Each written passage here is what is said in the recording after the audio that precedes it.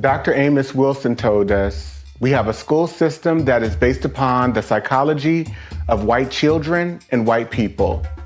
If we are trying to educate our children in that system, they are bound to fail. The very structure of the educational system itself is based upon a white model, and therefore it has a built-in failure mechanism for Black children, one way or the other. Dr. Bobby Wright told us, in their relationship with the Black race, whites are psychopaths, and their behavior represents an underlying biologically transmitted proclivity with roots deep in their evolutionary history. The psychopath is an individual who is constantly in conflict with other persons or groups. He is unable to experience guilt, is completely selfish and callous, and has a total disregard for the rights of others.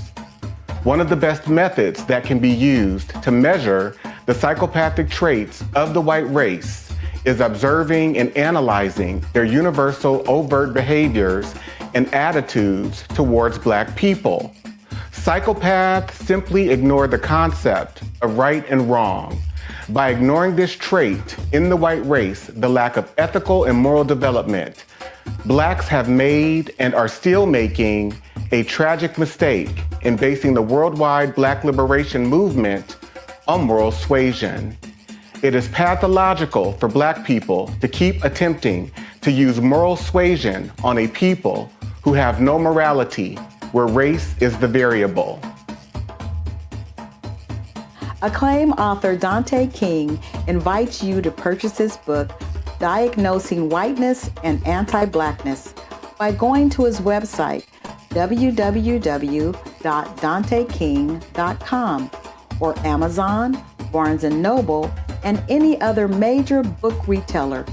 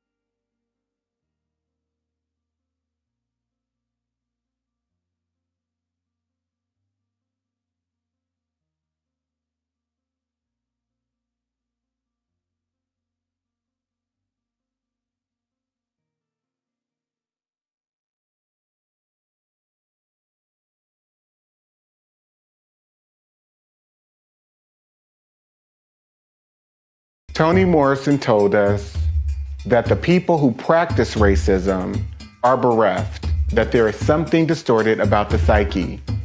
It's a huge waste, and it's a corruption and a distortion. It's like a profound neuroses that nobody has examined for what it is.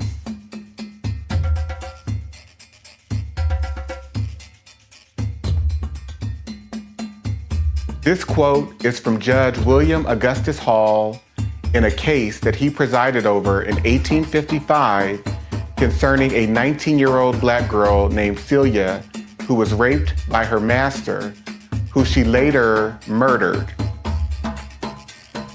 Judge Hall told the jury, if Newsom was in the habit of having intercourse with the defendant, who was his slave, and went to her cabin on the night he was killed to have intercourse with her, or for any other purpose, and while he was standing in the floor talking to her, she struck him with a stick, which was a dangerous weapon, and knocked him down, and struck him again after he fell, and killed him by either blow, it is murder in the first degree. The Florida State Supreme Court in 1918 determined what has been said by some of our courts about an unchaste female being a comparatively rare exception is no doubt true where the population is composed largely of the Caucasian race.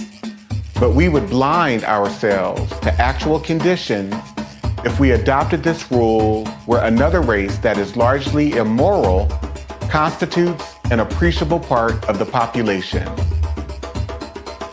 Acclaimed author Dante King invites you to purchase his book, Diagnosing Whiteness and Anti-Blackness, by going to his website, www.danteking.com, or Amazon, Barnes & Noble, and any other major book retailer.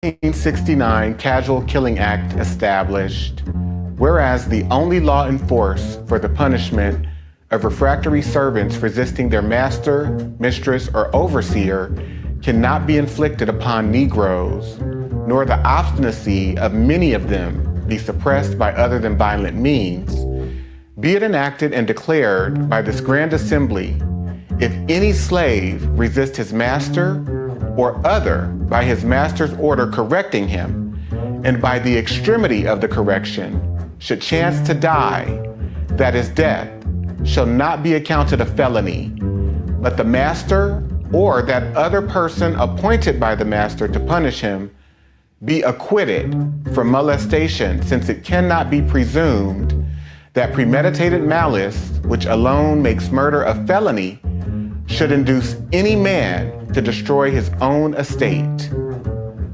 A wise doctor once said, white supremacy is diagnosable in individuals, systems, and society as a whole.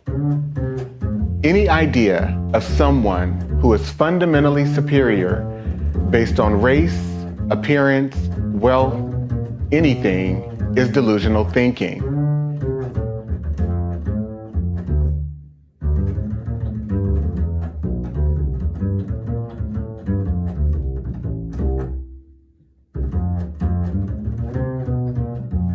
The Mississippi State Supreme Court determined in 1859 the crime of rape does not exist in this state between African slaves. Our laws recognize no marital status as between slaves. Their sexual intercourse is left to be regulated by their owners. The regulations of law as to the white race on the subject of sexual intercourse do not and cannot, for obvious reasons, apply to slaves. Their intercourse is promiscuous, and the violation of a female slave by a male slave would be a mere assault and battery. Acclaimed author Dante King invites you to purchase his book, Diagnosing Whiteness and Anti-Blackness, by going to his website, www.danteking.com, or Amazon, Barnes & Noble, and any other major book retailer.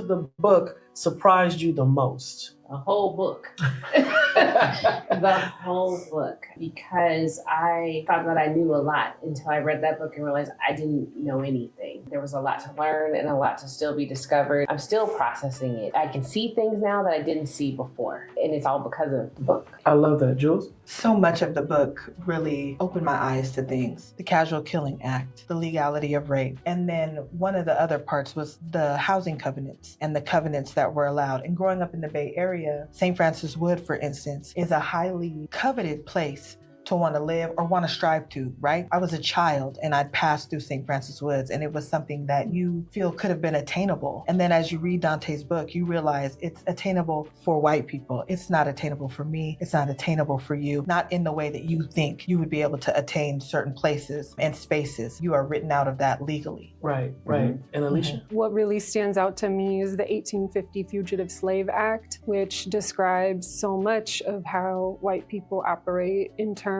of that act deputizing all white Americans to serve as white racial police against African Americans, whether they're freed or enslaved, and getting incentivized by bounties, by slave auctions to surveil and police and criminalize Black people, and how that persists today, the obsession with it.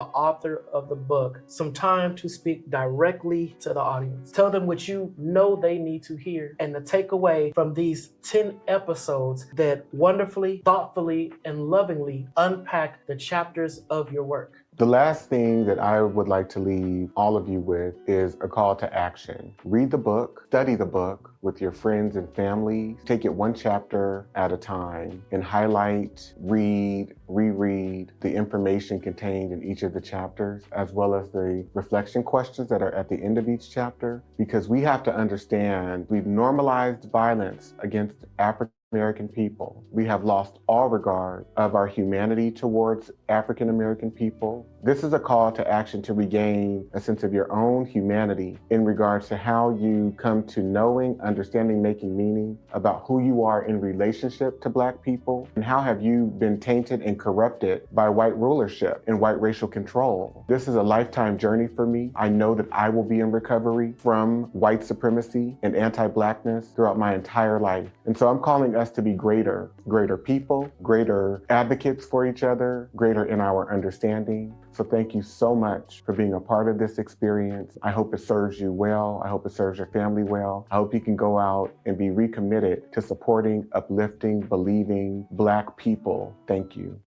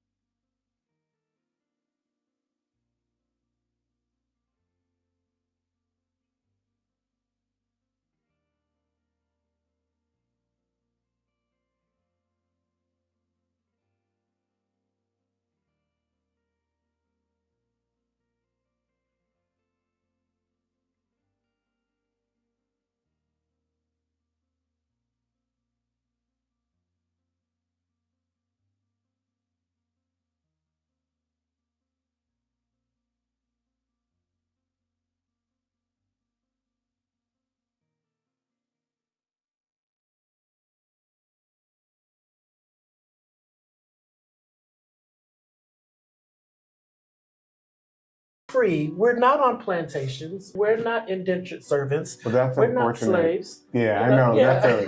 We are That's free. such an unfortunate mindset. Again, it's rooted in low standards too, because your starting point, as it pertains to Black people and freedom, is one where people are bound, shackled in chains, being subjected to rape and pedophilia, and stuck on agricultural plantations. And so we don't necessarily consider, for example, the public health institution or, my job at Google or my job as an attorney at this law firm. We don't consider these corporation plantations where white people have benefited for centuries, and yet we still are subjects of servitude in a system that's based on feudalism. So therefore we have developed false impressions, I guess I would say, and low standards and low expectations around how we define and deal with freedom.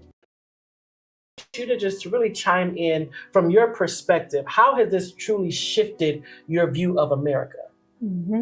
I appreciate Dante's definition of a racial terrorist, and that includes white people who are indifferent to the torture of Black people, and just thinking about how all white people are implicated, and thinking about the white mobs and the lynchings and the massacres of hundreds of innocent Black people, whether it's for voting rights or for organizing for farm action, whether it's for any crime that was arbitrarily made up by white people just to torture Black people, and how entire white communities showed up to lynchings, to massacres, as a social activity, as a religious activity, showing up in Sunday church clothes, children smiling at cameras while Black bodies hang from trees burning. I believe that white people have traded in our morality and humanity for white power.